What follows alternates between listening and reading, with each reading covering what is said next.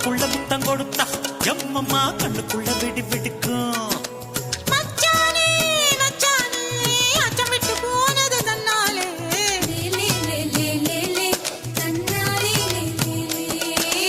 அச்சச்சோ அச்சச்சோ அச்சுவெல்லாம் கசக்குது உன்னாலே.